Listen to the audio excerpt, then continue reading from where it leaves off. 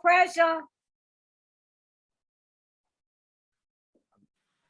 My name is Ronald White, and I'm an alcoholic. You're right, T. No pressure, right?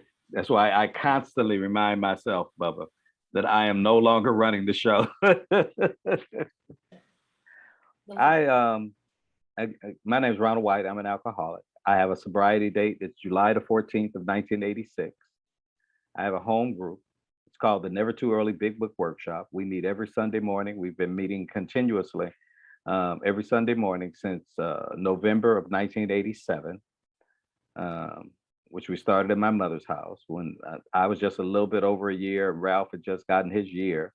And we started that big book work. Ali, I have to just do a quick aside. You know, I copped the resentment instantly when you were saying we're gonna do a special thing with the White brothers, you know, Reggie and Ronnie and of course Ralph.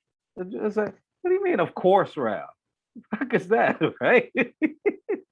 Why can't I get up? Anyway, yeah. We constantly remind ourselves we are no longer running the show, right, Suzanne? All right. All right. So I sent a text to Ali about 35 minutes before the meeting started, and I let him know that I had a COVID booster shot yesterday. And starting this morning, I started feeling the effects of it: headache, low grade fever, some muscle aches, and some other things like that. And I wanted to let him know I was not calling off the meeting, but just letting him know that if he noticed that if my energy level was down, that's the cause of it, you know, because Alcoholics Anonymous excites me. I am very passionate about the program of Alcoholics Anonymous. So I don't want anything to be fooled by perhaps my demeanor this evening, which is going to be a little bit more laid back, probably. Probably not. You know, I love to talk, so it's probably going to be cool. Yeah. Except I just need to let y'all know that this I owe everything to this program, this miraculous program of recovery that was started back in 1937. Now, 1935 was the official date. December is when Bill got sober in the Oxford groups, and then when he met with Bob, that's when we commemorate, you know, the start of Alcoholics Anonymous.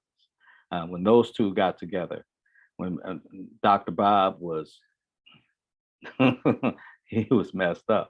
You notice we didn't change the date either after Dr. Bob relapsed, after he drank and then he came back. We didn't change the date, did we, Teresa? I don't think we changed the date. I think it still stands as when Bill originally met with Dr. Bob around Christmas.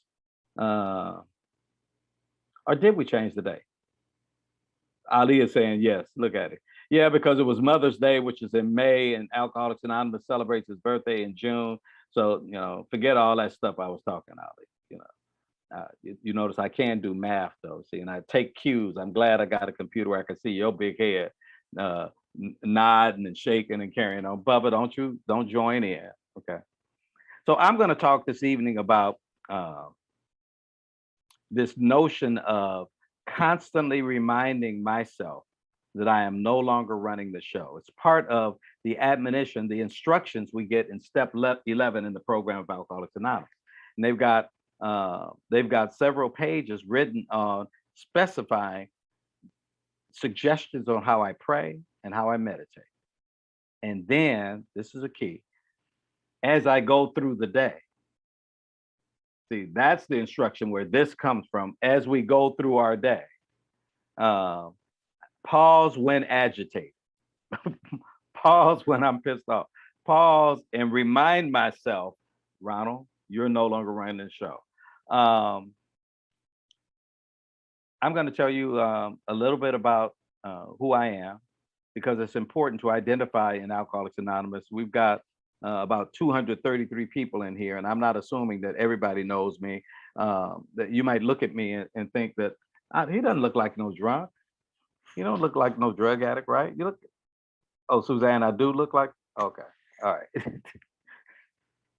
But somebody may be looking and be fooled by my exterior and might be thinking that they are not like me and that I seem to be a little bit cleaned up. And they asked me to speak. I must be somebody special. I am a sober member of Alcoholics Anonymous. That's how special I get. Okay. I am just the same as anyone who comes to Alcoholics Anonymous with a desire to stay sober. That's it. Real easy qualifications. And I understand that I fit. Now, I also understand that the process of recovery that's outlined in our book, Alcoholics Anonymous, really indicates that I need to seek a relationship with a power greater than myself. We first started talking about that notion in step 4 in the chapter called We Agnostics, where that's where we started talking about seeking. And now I've gone through all these other steps, an inventory, a confession, and step 5, learning some things that I need to pray to ask God to remove from me, these instincts gone awry, defects, as it were, defects of character. And then we start, now I made amends. And then after I do these amends, it says, Ronald, wash, rinse, repeat. Now, what you learned in those first 9 steps, do it again on a daily basis, step 10. And finally, we get to step 11. And step 11 almost seems like a repeat of step 10. It almost, if you look at it, it mirrors many things that I do in terms of doing a 4th column on myself on a daily basis, looking at the part that I play in different things, looking at where it is that I need to seek through prayer, petitioning, talking to God, and meditation, listening within, listen for the inspirational answer. I grew up in Los Angeles, California. Let me tell you my age because you need to know I'm 66 years old. I can only say that for another week because 1 week from now, on December 7th, I will turn 67 and I will have to train. Don't I look good? Anyway, I'm gonna have to train myself to start saying 67 because it was hard for me to do that for this year, this whole year. And so I'm born in Los Angeles back in 1954. I'm raised by a mother and father. I have 5 brothers, 6 boys in the family. Wasn't a whole lot of carousing going on, even though my father was a wino. That's what we called him back in the day. He loved to drink cheap wine. But my father wasn't really belligerent, chaotic, all those other kinds of things. My father was pretty much neglectful, is my recollection. Y'all need to know he was put out of the house when I was about 8 years old. So I am telling you the memories of an 8-year-old.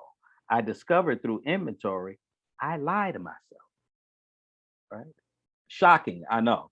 I know I'm the only one in the squares that does that. But I realized that many of the things in the narrative that I tell in my head isn't true. And I'm glad I have some brothers in the fellowship because we compare notes a lot of times, and we correct each other, on different things that we might remember differently or whatever.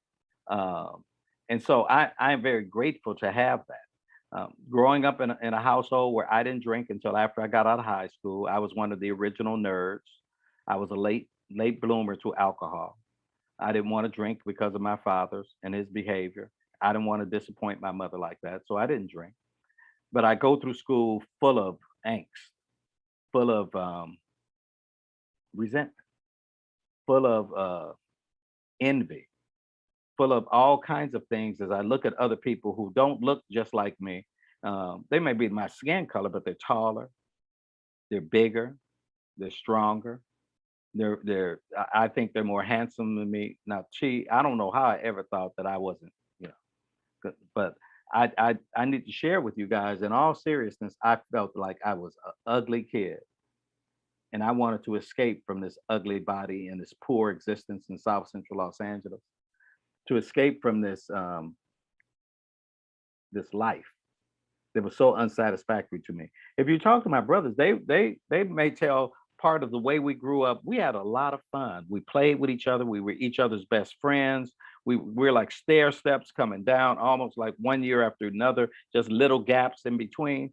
And so, and I that's true. But it's so funny how my head wants to focus on what I didn't have rather than what I did. Somebody in here knows about uh, that hole that exists inside of me. That I feel like there's a piece missing. I've always felt that, and you can't notice it because I present well. I don't want you to know I feel that way, so I pretend. I deflect with humor. I deflect with intelligence. I think I could say some big words or do this, that, and the other, right, and you won't notice. But inside, man, I feel like a fake and a phony and a fraud because uh, I know, man, I don't measure up. I know I'm not good enough. Ralph was always 1 year ahead of me in school. And even while I had scholastic achievements and what have you, I would always question uh, my accomplishments because he was always in the class ahead of me. And I would arrive at the class and the teachers would always say, "Oh, you Ralph White's brother." I almost started to think that was my name. You Ralph White's brother, right? And he was big shoes to fill, big shoes to follow. And while I committed myself, commended myself admirably in a lot of different ways, I still didn't feel like still felt like that I didn't do it on my own and that I was riding somebody else's coattails. Fast forward to graduating from high school, pretty successful in high school, elected my senior class president, all kinds of other things. But guess what? Still feeling like it's not enough. And so when I graduated from high school, getting ready to go to college, I had a drink. While I said I wasn't going to drink, I had a drink because it looked like people were relaxed when they drank. It looked like people were comfortable. It looked like people were cool who drank. And my head told me that I would never become like my father. My father wasn't as capable as me academically. My father had a job as a janitor. I'm going to be one of my old childhood heroes, Perry Mason, right? I know I'm going to be better than him. And so I take the drink and the drink takes me. It doesn't take me right away. It was a process for me.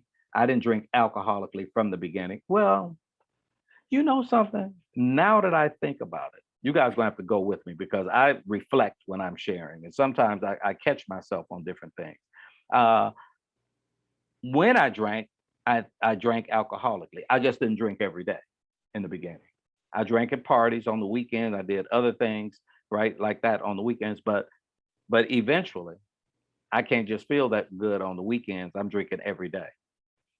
And I do this slow descent into madness behind drinking. I become a different person. I'm transformed into a liar and a cheat. I'm the kind of person that cheats on my exams and plagiarizes my term papers. I'm at a university in Los Angeles, a very fine university called Loyola Marymount University, a private Jesuit school, Catholic school that I was accepted in because of my grades. I'm not Catholic. I'm Southern Baptist, right? And they still accepted me in. And I go to that school and I have some achievements there. I'm head of the Black Students Freedom Alliance, right? We're talking politics, I'm partying and I'm drinking and I'm doing all those other drugs that come along with drinking in the 70s. And I lie to myself and I tell me it's not really a problem, even though my A's slipped to B's. I'm cheating now on exams. I justify my behavior. I said, well, nobody want to be a bookworm anyway. I want to be a student of life. And that's the way I go through it. See, what I'm sharing with you guys is I am a prisoner of my thinking. That the way that I come through life looking at me through what I believe to be your eyes. Now, I don't know what you see. I don't know what you're thinking, but it's what I think you think and what I think you're feeling. Somebody know what I'm talking about. Living in this prison of what I think you think about. And when I drank and used, I felt better.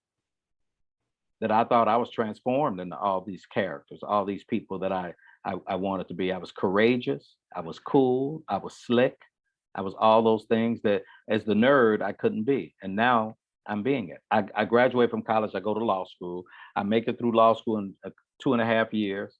I take the bar exam, I pass it the first time. I'm 24 years old and I'm a practicing attorney. Um, Unfortunately, success, the worst thing that I've ever gotten, not from adversity, is from success. Because my ego was fueled by my successes. And I went on a 5-year run where I tore up my life. I built and I tore down over and over until finally you guys saw me arrive a piece of a man in July of 1986. Bruised, bloodied, and beat. And you guys, you approached me with the spiritual kit of tools. and laid them at my feet. And you told me, we can't pick it up, Ronald, but we can show you how to use it. And once I made a decision to pick up those spiritual tools, spoiler alert, steps. Once I did that, once I decided that I would go through with this proposition you guys made to me, because I'm kind of, at least I may be kind of cuckoo, like Teresa said up there, but I believe in evidence. That's a part of my background. When I was a criminal defense attorney, I knew the case, the weight of the case was carried by who's got the best evidence. You guys presented me with the evidence of Alcoholics Anonymous. You showed me and told me your stories. If you hadn't told me the stories like I'm sharing with you this night, I would not have known what the transformation was. Forget information. Information is okay, but I'm really looking for transformation.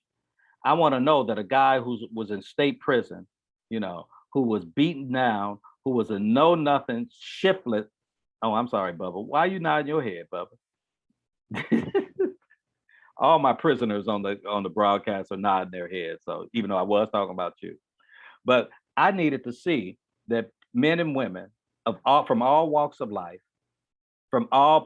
because being poor does not make me an alcoholic.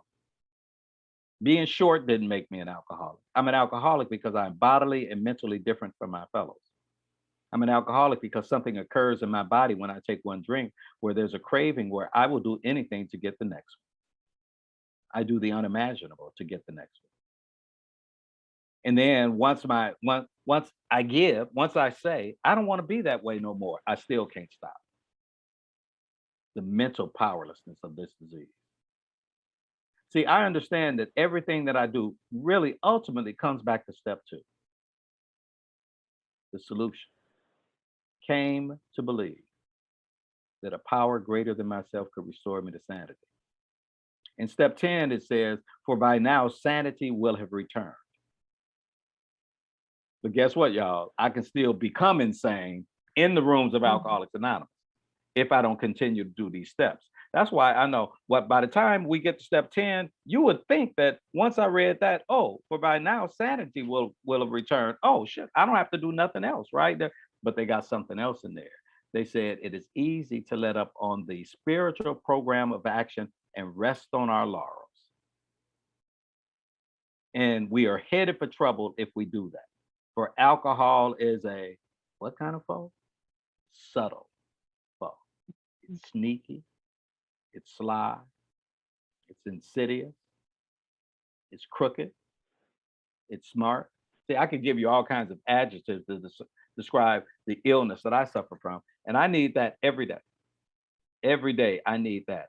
I have a couple of jobs in treatment. I need to let you know that I lost my law license when I was out there drinking, and I got it back. And I practiced law for 28 years in the rooms of Alcoholics Anonymous, representing many people's children, representing them, doing all kinds of stuff. And then I lost my license in 2014. And I thought my life was over. And I thank God for the program of Alcoholics Anonymous that rescued a wretch like me who, even in the rooms of Alcoholics Anonymous, I'm thinking that you guys are going to still judge me. That I'm thinking that you only love me for what I did, and you told me you love me for who I am, not what I do. And that saved me in Alcoholics Anonymous. And so I continue on a daily basis to take inventory, to take a look at myself, a critical look at myself. But this notion, this thing that I talked to you about, I grabbed this, I asked Ali to put this up for me, which is this pausing as we go throughout the day. Because it's real easy in the morning. And I'm not as good as a lot of people. I get up real early. I get up 5 o'clock every morning. Some people may think that ain't that early. Well, I'm 66, so 5 o'clock is early. And I get up at 5 o'clock every morning. I get ready, get ready to go to work. I'm in my car, usually at some location, communing with God. That I'm seeking through prayer and meditation to improve my constant contact with the power greater than myself. Because I know once the day gets started, somebody in here know what I'm talking about. Once the day gets started, It is real easy to get off track. It is real easy for my tongue to get sharp. It is real easy for me to be judgmental of people. I started to say one of the jobs that I do now is I conduct groups at these homes where people have been declared mentally incompetent to stand trial, right? And they need to give these people competency groups, teach them about the court system in order for them to try to become competent and go back to court. I have 16 houses that I go to, talking with men and women about what I used to do about court, right? And you need to know, one of my admonitions I have to say to myself is I constantly have to remind myself we are no longer running the show. I am no longer running the show, because I am with a lot of folks who my head can tell me I'm better than, that I'm different from, that they're not like me, right? And this thing about facilitating groups and facilitating things and being the guy who is in front, right, and doing all that, I have to constantly remind myself, because this whole thing, the whole thing for me is built upon a base of humility. See, that's what this is talking about humbling myself throughout the course of the day. Because those prayers and petitions and all that meditating that I did in the morning when I was on my knees, or I was in my car, or was wherever it might have been, and as the day takes off, somebody in here knows about being untethered. That somebody can say something to me that can set me off. That anything that can happen during the course of the day where I could say something that ruins an opportunity to help another sick person. And that's more than just another sick alcoholic. Any other person who is sick, spiritually sick, that I ruin my opportunity with that tongue or with that behavior or anything else that I might have. Okay. I need to let y'all know that I have a beautiful wife that I'm married to. See, and I she hear me sharing on these meetings, right, and talking about all this good stuff and what have you. And you best believe that there are times when she tells, why aren't you doing that? That stuff you were sharing with people in the meeting. Yeah. And she's absolutely right. She's absolutely right. See, the spiritual life is not a theory. You can't just talk about it, you have to live it. I have to live it. And so this step we're talking about, this step 11, where I'm seeking through prayer and meditation. Now, notice it's at step 11. Duh. That means there are 10 steps that precede this, where I learn a lot of things about myself and about how I interact with God and about how I interact with you. And I've started to get a little bit better when I do that 5th step and I share with God and another human being the exact nature of my wrongs, and I get a little bit closer. And then I start doing these amends, going out to amongst my friends, going back to my mother, who I treated so shockingly, and telling her I'm going to pay her some money for 2 years. Because I told her I'd give you a couple of $100. And I know you couldn't even really calculate how much I really had taken from her over the years, but I was making the best thing that I could do at the time that I knew I could live up to. So this is not theoretical, because you need to know, Mama said, I don't want the money, son. It's good enough that you're sober. And for just an instant, Calvin, I thought, whew, right? But then Alcoholics Anonymous kicked in. And I told my mother in a language I knew she would understand. I said, Mama, I need to give you the money. I'm trying to get a relationship with God. And she said, okay. Right? And she took the money. And see, that's just one instance. It's very difficult for me to talk about step 11 without referencing the other steps, because that's what got me here. That's what got me to the point of trusting enough in this power because I believed in God when I first got here. I believed there was a God, but I thought that God didn't want to have anything to do with me. I had a Santa Claus God who had a list. He had made a list and he checked it twice. And I was not on the nice list. I was on the naughty list. And I knew that God had forsaken me because of my misdeeds. After all, wasn't the evidence of my life proof of that? Everything that I had lost, everything that I pitiful and incomprehensible demoralization were my watchwords when I was in the life. What God would want to have anything to do with his child that has strayed so far? And you guys told me, watch us. Watch us. Believe that we believe. And you told me your stories, and you told me the things that I needed to know, that I wasn't any different from any of you guys. All right, so now I'm at this thing where I pause throughout the day when agitated. There was a couple of instances. I have to leave a couple of work stories alone because there's confidentiality at these facilities that I work at. And so I really, while I can refer to them vaguely, I can't specifically refer to different interactions I have with clients and different things that happen. But you need to know this, that I get checked all the time. That I get checked all the time by these clients, right? Who are mentally incompetent, but they ain't dumb. Being mentally incompetent does not mean that you don't have intelligence. It doesn't mean, it simply means that you're mentally not ready to get through court. And so a lot of these guys, they call me on my stuff, right?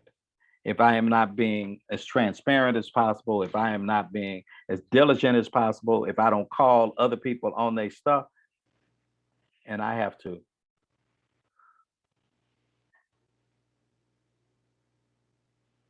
let's pause. And I say a prayer to God. I say, God, I'm not running this. Please, God, if it be your will, please let me see that, what that is. Let me cooperate with that. Let me be a channel for you. Let me be the kind of person that can be a walking big book. And by that, a demonstration. I want to be that man that's described in the big book, in the chapter, There Is a Solution. I want to be that ex-problem drinker who has found this solution, who is properly armed with facts about himself. The guy whose very deportment, my behavior, my character, the way that I carry myself, shouts that I'm a person with a real answer. That's what I want. And see, and it's the yin and yang of Alcoholics Anonymous, Ali.